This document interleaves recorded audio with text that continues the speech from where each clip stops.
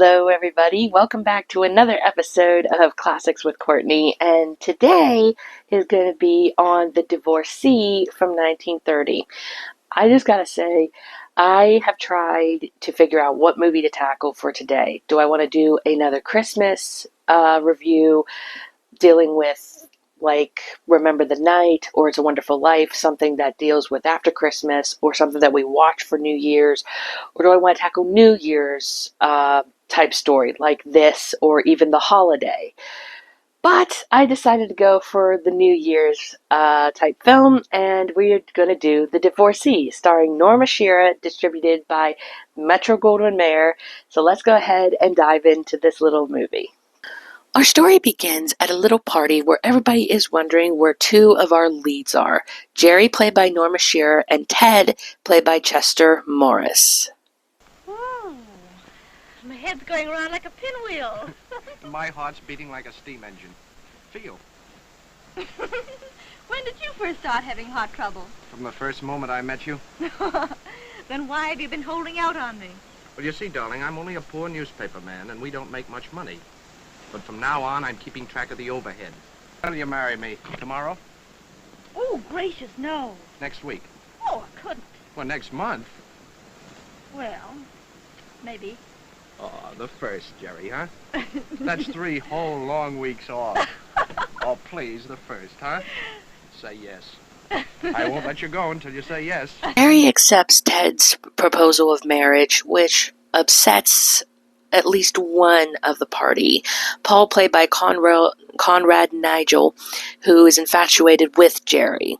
However, we also have Dorothy, played by Judith Wood, who actually loves Paul. Paul becomes drunk and ends up taking some of the folks home. Dorothy, played by Judith Wood, her sister, and a couple of the guys home. Unfortunately, Paul is drunk and ends up causing an accident. We then attend 2 weddings. Jerry and Ted's wedding, which is beautiful and sweet. And then we attend Paul's wedding to Dorothy in a hospital, both battered, wounded, and in some ways completely changed. 3 years go by as they celebrate their 3rd wedding anniversary. A little party is celebrated with some of their friends, and yet there's a very new face amongst the friends, but perhaps not too unfamiliar.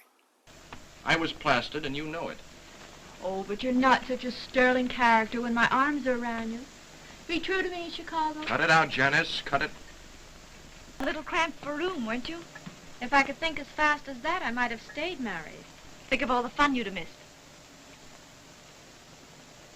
Ted, you have a train to catch. I hadn't forgotten, dear. Oh, really? Good. You know, it's a darn shame I've got to get on that train tonight, isn't it? Yes. Janice and I will both miss you. Oh, now see here, Jerry.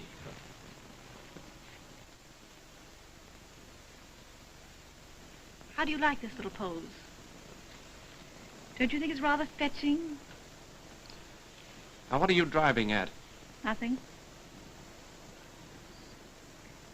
Except that Janice seemed to be rather enjoying herself when I came into the kitchen just now. Oh, please believe me, darling. It doesn't mean a thing. Not a thing. Doesn't make the slightest difference. Ted leaves for his business trip, and Jerry is left alone. Hurt and angry, she finds solace in his best friend, played by Robert Montgomery. What were you saying when the telephone rang? That I've balanced our accounts. That's all. I didn't really intend to. But that's how it is. I had to tell you. Don't look at me like that, Ted. Does this mean that you're leaving me, Ted? It's rather apparent, don't you think? Oh, don't let's make a mess of things like this. Spoil our happiness. Happiness. Don't you think it's a little late to talk about that? I thought your heart was breaking like mine. But instead you tell me your man's pride can't stand the gas. The looser they are, the more they get. The best in the world, no responsibility. Well, my dear, I'm going to find out how they do it. So look for me in the future where the primroses grow. And pack your man's pride with the rest. And from now on, you're the only man in the world that my door is closed to. This is where we get into where the characters are completely flawed, which makes us relate to them more depending on the circumstances. Here's the interesting thing. We know that they love each other, Ted and Jerry, but Ted goes on a business venture, has a one-night stand, drunk, with Janice. Jerry finds out about it and is hurt, and rightfully so. Unfortunately, that anger and hurt begin to take over her mind, and she ends up having her own little affair with Dawn, who is Ted's best friend. Now, I do not excuse her for this either, okay? I'm not going to sit here and say, well, the man is completely wrong and she was completely right. No, they were both 100% wrong. She was probably more wrong because of her being hurt. I think she knew what she was doing. She wasn't plastered, so to speak. But I don't think it excuses his behavior either. He also did wrong. I don't care if he was drunk or not. He knew he was drunk. So the fact that he was able to contemplate that and knew that he was drunk, knew that he had an affair with Janice, he was still wrong for doing that. Okay? And the fact that he blames her solely on the divorcement and everything, it's, to me, I don't know. I don't find that completely fair. Yes, she was wrong, but so was he. So my thing is, you both could have worked it out. She clearly wanted to. She wanted to fight for their marriage, but he gave up. So to me, this is where I kind of side with her a little bit, because at least she takes responsibility for what she's done. Whereas he's like, well, I didn't really do anything wrong, and you know what? You're the one that was supposed to be innocent between us, and you did this, so I'm just going to leave you.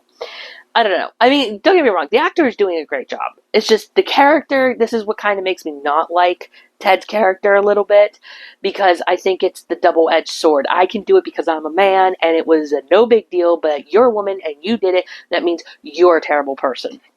I don't know. That could be just me just overthinking things, but I don't know. That's kind of like where I'm getting from and what I kind of feel about with the situation. Either way, neither one of them did the right thing here, so they're both definitely wrong. After the divorce is finalized, Jerry goes and starts to party with other men, not taking things too far, but doing her best to try and have a good time. She goes through what seems to be several men until she meets a familiar face.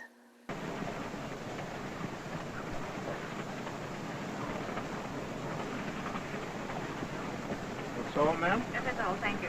Yes? Oh. Why, Paul, come in here. Hello, Jerry. How are you? Why, it's so long since I've seen you. What should an ex-wife do? Spend her days doing good deeds? Going to bed at night with suitable books? Great Scott, Jerry, I'm not criticizing. Why, whatever you do, as far as I'm concerned, is all right because you do it. That's sweet of you, Paul. Miriam and Paul become very close to where Paul decides to divorce Dorothy as their marriage is bitter and not happy. He decides to go on a venture trip to Japan, asking Jerry to go with him, and after the divorce, he would marry her. However, Dorothy has other ideas. Well, Dot, what are you doing here? I just wanted to see Jerry for a few minutes. What did you want to say to her? I guess I was going to ask her not to take you from me. But I've told you that Jerry has no responsibility in the matter, Dot. I thought that everything was all settled. And besides, you said that we... I know I said I'd set you free. Maybe our marriage hasn't meant much. But there's nothing at all without it. It does give me an excuse for living. Can't we talk afterwards? I'm afraid not. I'm afraid she's right, Paul. I couldn't do it. I wouldn't dare expect to be happy. Please, Paul, it hit me. It brought back something. Devastation just like this. Only I deserved it. This is right, Paul. And in our hearts we've known it, haven't we?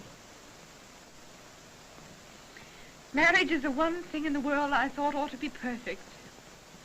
Nothing else is. And when mine wasn't, I quit. I don't know whether Ted could ever give me another chance. But wherever he is, I'm going to find him and find out.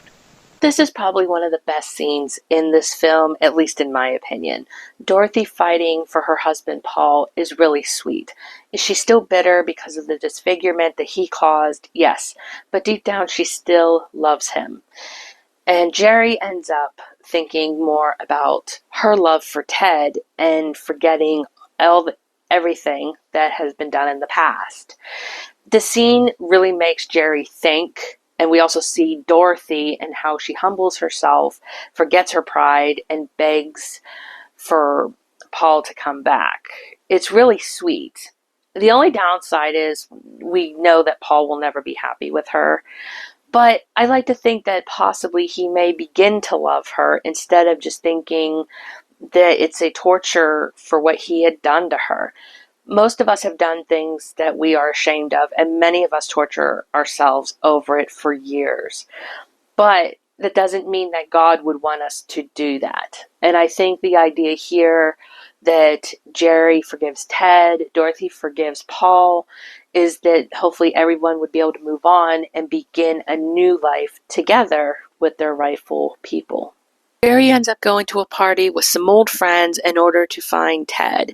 Literally the perfect setting, seeing it is New Year's Eve, about to be New Year's Day. Jerry!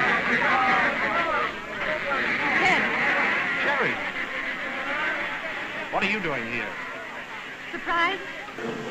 I'm working in London, Ted. This is the third time I've been in Paris, looking for you. For me? Yes. Why? You see, I had to leave New York, too. Couldn't forget that little church. And a lot of other things. You're the only husband I've ever had.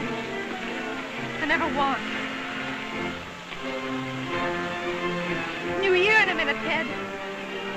All the world gets a new chance. Don't kid me, Jerry. I'd give my right arm for another chance. I like that right arm. How about putting it around?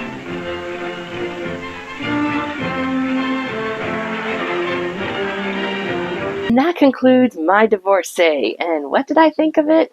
I love this movie. I love the actors. I think they all had great chemistry together, especially Norma Shearer and the guy that played Ted. I can't think of his name right now. I definitely recommend it if you're a fan of Norma Shearer. This is definitely my favorite performance of hers, and this ended up winning her an Academy Award for Best Actress. This is definitely up there right after Marie Antoinette, and I liked her in The Women as well.